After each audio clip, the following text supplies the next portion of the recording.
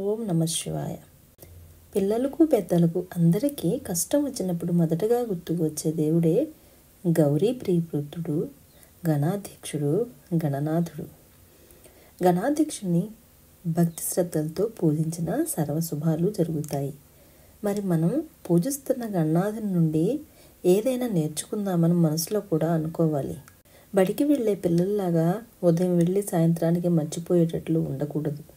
పసివాడిగా బడికి వెళ్ళే పిల్లలు పసివాడిగా ఉన్నప్పుడు గణేశుడు తల్లి పార్వతికి మధ్య జరిగిన సంవాదాన్ని ఈ కథ రూపంలో తెలుసుకుందాం.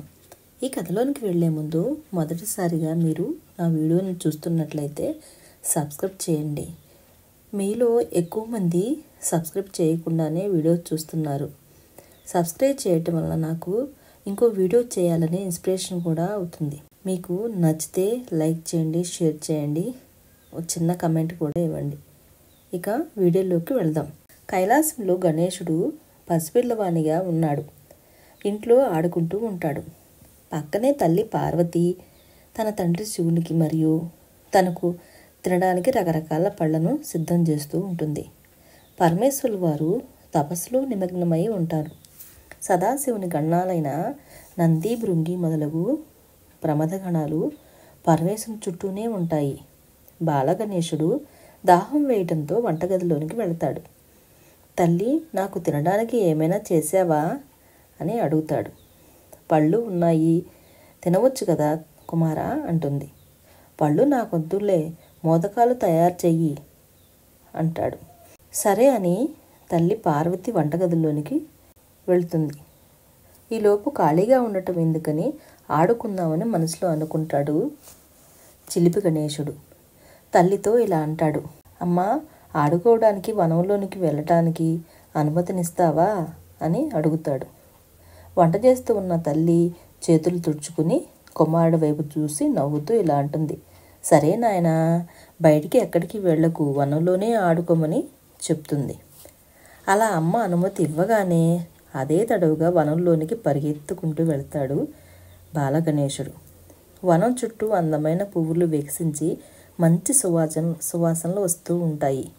దారి పొడవునా పుష్పాలు పరిమళాలు విరజిమ్ముతూ ఉంటాయి. ముద్దుగా బుద్దుగా ఉంటాడేమో గణపతి వనం అంతా చక్కర్లు కొడుతూ ఉంటాడు. అక్కడ కొన్ని పిల్లి పిల్లలు గెంతుతూ ఆడుతూ తిరుగుతూ తనకు కనిపిస్తాయి.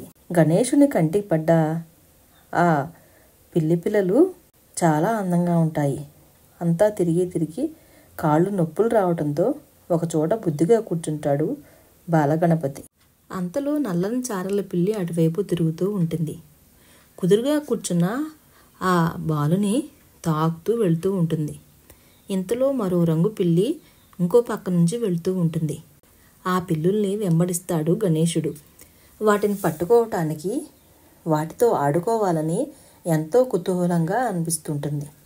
చూడటానికి చక్కగా ఉండే ఈ గణేశుడు అటు ఇటు పరిగెత్తుతారు. ఆ పిల్లలను పట్టుకోవటానికి అవి తెగ పరిగెత్తిస్తూ ఉంటాయి. వనమంతా తిప్పుతాయి. ఎంతో ఆయాసం వచ్చింది చివరికి గణపతికి. కోపం కూడా వచ్చింది. చివరికి తనలో ఉన్న ఉడుకుపోతుతనం కూడా బయటికి పడింది. మొత్తానికి ఆ అల్లరి పిల్లుల్ని పట్టుకున్నాడు మన గణపయ్య. కోపంతో వాటి మొహాన్ని తన చేతులతో గీకుతాడు, బొగ్గల మీద రక్కుతాడు, మొహం అంతా రక్తమయం చేస్తాడు. వాటికి రక్తపు చారికలు వచ్చేశాయి. అవి మ్యావ్ మ్యావ్ అంటూ అరుస్తూ బాధపడుతూ ఉంటాయి. అవి ఏడుస్తుంటే ఇక చాలులే అనుకుని అన్నింటినీ వనంలోనికి వదిలేసి ఆ పిల్లులు చెట్టుకొకటి పుట్టకొకటి వెళ్ళిపోతాయి. సంతోషంగా ఇంటికి తిరిగి వస్తాడు గణపతి. పార్వతీదేవి అటువైపు తిరిగి కూర్చుని ఉంటుంది. అమ్మా, బాగా ఆటలాడే అలసిపోయాను, ఆకలి వేస్తుంది, ఏమైనా చేసావా అని అడుగుతాడు. అలా అడగగానే మోదకాలు చేశాను నాయనా, చేసి అక్కడ పెట్టాను, వెళ్ళి తిను అంటుంది తల్లి పార్వతీదేవి. తల్లి గణేశుని వైపు తిరిగి చూడకూడా చూడదు. గణేశుడు ఎటువైపు తిరిగితే అటువైపు మొహం తిప్పుకుంటూ ఉంటుంది అమ్మవారు. అప్పుడు గణేశుడు మా అమ్మ ఎప్పుడూ ఇలా ప్రవర్తించలేదు, ఎందుకు ఇలా ప్రవర్తిస్తుందని కొంచెం మనసులో బాధపడతాడు. అమ్మా, ఏం చేశాను నేను? నువ్వు మొహం ఎందుకు అలా తిప్పుకుంటున్నావు నన్ను చూసి అని అడుగుతాడు. ఏమీ లేదులే కుమారా అంటుంది తల్లి పార్వతి. కాదులే అమ్మా, ఏమైందో చెప్పు అన్నాడు. వచ్చి తల్లి ఒడిలో కూర్చున్నాడు ఆ బుడ్డ గణపయ్య. తల్లిని చూడగానే బుగ్గలపైన రక్తపు చారికలు కనిపించాయి బాలగణపతికి. వెంటనే ఆవేశం వచ్చింది పార్వతీ తనయునికి. ఎవరమ్మా ఇలా చేసింది? నిన్ను ఇంతగా బాధ పెట్టింది ఎవరో చెప్పమ్మా అంటూ ఆక్రోశంగా అడిగాడు. నీవే నాయనా అంది తల్లి పార్వతి.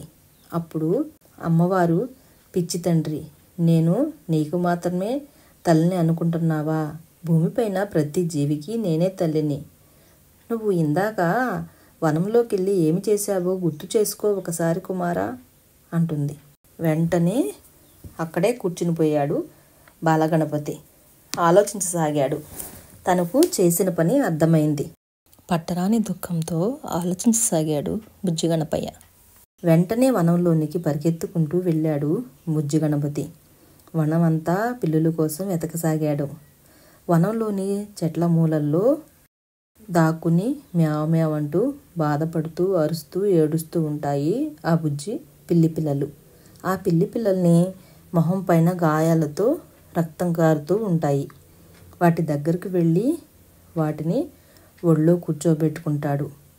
తన చేతులతో స్వయంగా వాటికి మందు రాసి లాలిస్తాడు.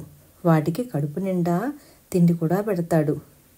ఇక సంతోషంగా వాటితో కాసేపు కాలం గడిపి ఇంటికి తిరిగి వస్తాడు బాలగణపతి. ఇంటికి వచ్చి తల్లి ముఖం చూస్తాడు.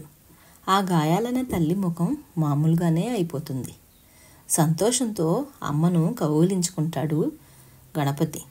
అమ్మ, ఎలా పోయింది ఈ మరకలన్నీ అని అడుగుతాడు. అప్పుడు తల్లి పార్వతి, నాయనా, నువ్వు జీవరాశి పైన చూపే ప్రేమైనా ద్వేషమైనా అన్నీ చివరికి నాకే వస్తాయి కనుక ప్రతి జీవిలో నేనే ఉంటానని గమనించి మసులుకో అంటుంది. తల్లి పార్వతి గణపయ్యను ముద్దుగా ఎత్తుకుంటుంది. ఇది ఈ కథ. ఈ కథ ద్వారా మనం ఏమి నేర్చుకోవాలో మీరే ఆలోచించండి.